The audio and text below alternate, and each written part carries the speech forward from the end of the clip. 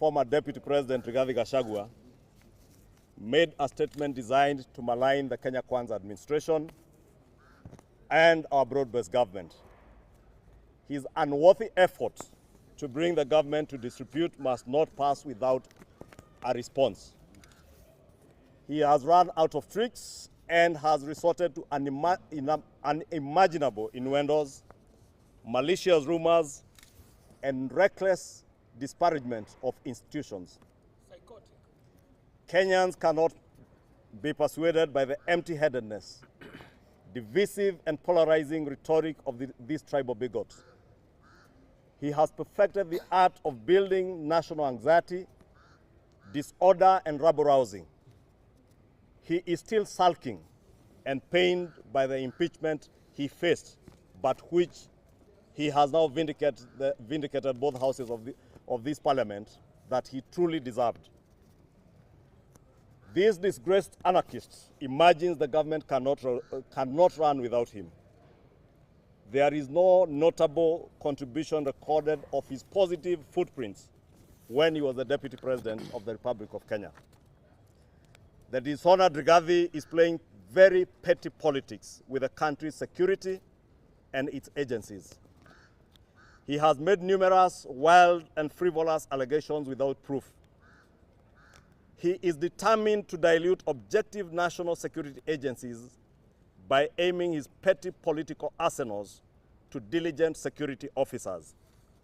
In his classic style of ethnic profiling, he is desperate to bastardize security agencies, to cause anarchy, and subvert the rule of law. We continue to remind Kenyans why he was impeached, violating the Constitution of the Republic of Kenya, undermining institutions created by that same Constitution, and the rule of law. Rigathi is one person who lacks any iota of integrity. He is heartless, reckless, careless, and malicious. Is in the same fellow who demanded 10 billion shillings to fix Mount Kenya politics, the same man speaking today and intimidating every other leader he turns to. The tribal tyrant that he is running from his own ugly shadow and is casting aspersions on other leaders while being very unpatriotic. In his life, he has never spoken hope nor shared any vision on how to move Kenya forward. In his narrow world, he does not see the cancer patient getting treatment from SHA, including those right from his village in Madera constituency. This man and his cabal will never be happy seeing a boda rider or a mamamboga living a dignified livelihood in a two-bedroom apartment, courtesy of the affordable housing program, which unfortunately Rigathi Gachagua was part of the team that crafted the plan that we sold to the people of Kenya, which in our manifesto came up with this affordable housing program. Rigathi cannot purport to talk about coffee, yet when he was deputy president, he joined hands with coffee cartels to steal from the very same farmers he purports to be speaking for today. Shame. Kenyans will remember he demanded 3 shillings for every kilogram of coffee sold by farmers at the coffee exchange. Mr. Rigathi, we are here to tell you that the 3 shillings you are demanding is now going directly to the Kenyan farmers, including those in the Mount Kenya region. And those coffee farmers today, unlike in 2022 when they were earning 70 shillings per kilo, are now earning between 120 shillings to 160 shillings per kilogram. You are the cartel that bedeviled the coffee industry. Our nation today, something that Rigathi Gachagua will not tell you, is today billed as the #1 milk producer in Africa, in the whole of Africa. And Rigathi Gachagua will not tell you that. He will not tell you that the people of Olkalau, a short 3 years ago, were selling their milk at 18 shillings a litre. Today, the people of Olkalau, the people of Kikuyu, the people of Madeira, the people of Bomet are selling their milk at a high of 40, 45, and some up to 50 shillings. And those from Meru will bear as witness. Mount Kenya cooperative in Meru, the Meru Cooperative Sacco, is buying milk from between 55 to up to 60 shillings a litre. Rigathi Gachagua will not tell you that that is something that has happened in the last 4 years of this administration. Today, a young man from Lokicha in Turkana is employed in Hamburg, Germany, earning a dignified income under the Kazi Maju program. He will never be happy. That is, Gachagua will never be happy. To demonstrate how heartless Rigathi is, this afternoon he has named one Mr. Eric Mwangi to have been killed in Russia. Eric Mwangi is a nephew to the member for Madeira, the Honorable Eric Wamombi. Mr. Eric Mwangi is well and alive and enjoying his livelihood where he's working in Russia. Our question to you, Mr. Gachagua, why do you wish death on Eric Mwangi, who hails from Nyeri, your home county? Rigathi has no regard to family or the feelings of families in our country.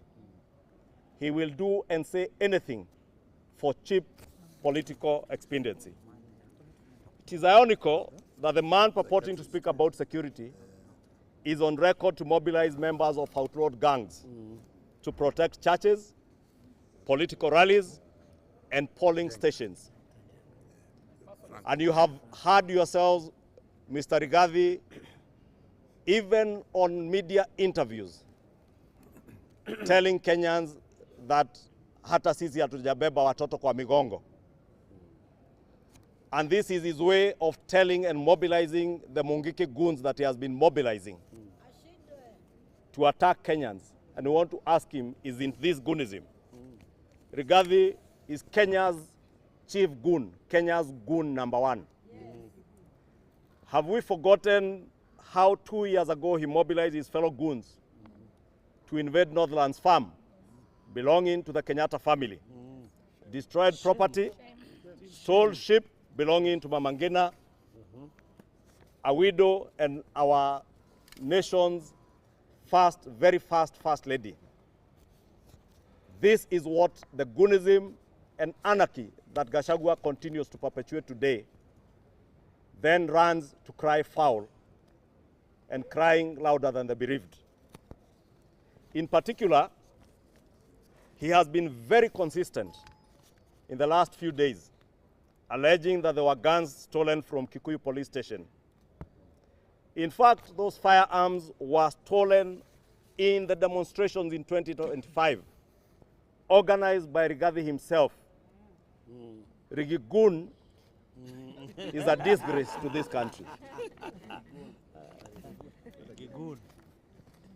In this demonstration, BIG GOON organized for the torching of Dagoretti police post.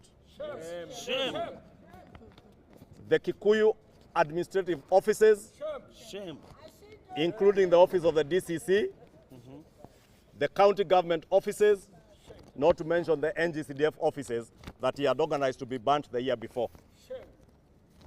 Today he forgets that these guns were not stolen from Kikuyu police station.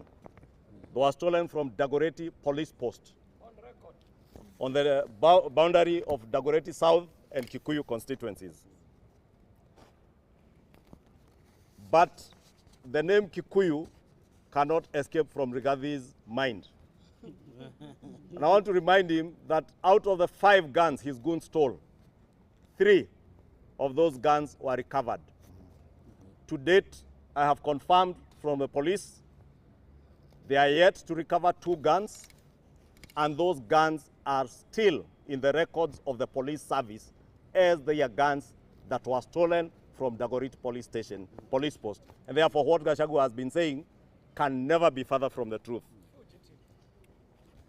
Rigathi bitterness because he has spoken on matters touching on CRBC, a Chinese company,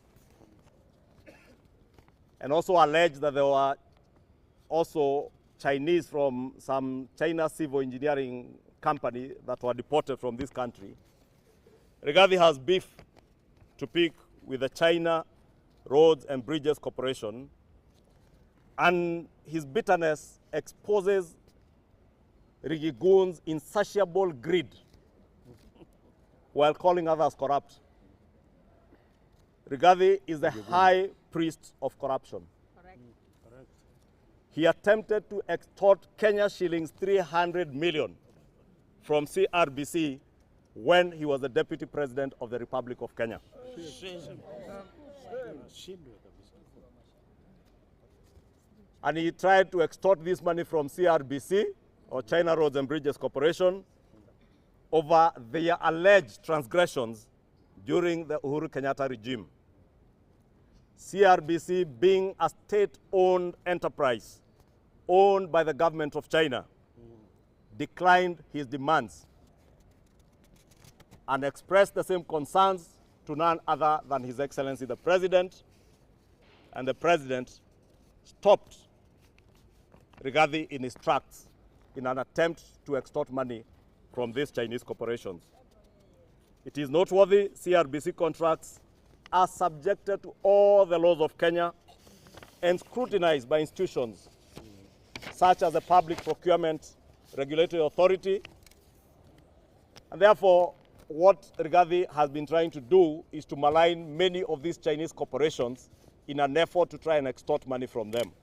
We are here to tell all our foreign direct investors into Kenya, your investments, your contracts are safe, and even for us as members of parliament, we will safeguard your rights in line with the laws and the Constitution of the Republic of Kenya.